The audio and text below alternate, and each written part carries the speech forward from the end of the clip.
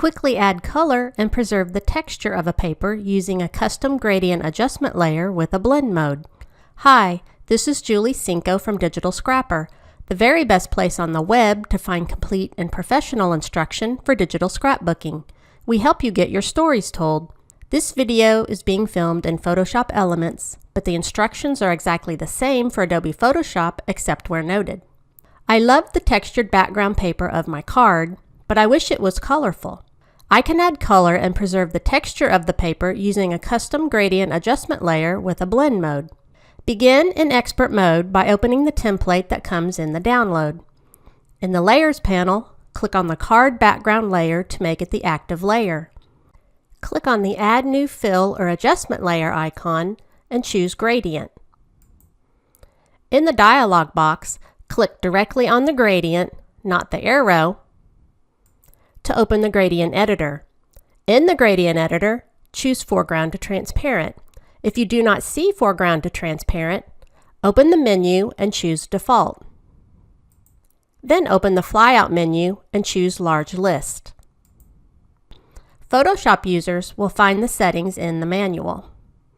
In the Gradient Editor, click on the left color stop. On the document, sample a color from the leaf. I'll sample a red color. In the Gradient Editor, click on the right color stop. On the document, sample a different color from the leaf. I'll sample an orange color. In the Gradient Editor, set the location to 70%. I adjusted the location of the right color stop so more of the orange color will show. Click OK to close the Gradient Editor dialog box.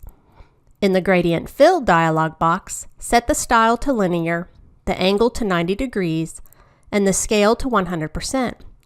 Check Dither and Align with Layer, but uncheck Reverse. If Reverse is checked, the color will start at the top instead of the bottom. Click OK to close the dialog box. In the Layers panel, the Gradient Fill 1 layer should be active. Change the blend mode to Linear Burn. Depending on the color of the background paper, you may need to try a different blend mode. Next, I'll add some final touches to the card. In the Layers panel, click on the visibility icon of the stroke layer and the title layer to reveal them. To preserve the layers for later use, save the document as a PSD file with a unique name. To create a flattened image, save the document as a JPEG file with a unique name. Then close the working document without saving. Here's how my card looks using the custom gradient adjustment layer with the Linear Burn blend mode. I love how the colors on the paper coordinate with the leaf. If you'd like to learn more about designing your own papers, check out Passion for Paper by Cindy Rogers. You'll find a link to this class as well as a coupon code in the manual that accompanies this video. So that's how to add color and preserve the texture of a paper using a custom gradient adjustment layer with a blend mode. This has been Julie Cinco with Digital Scrapper.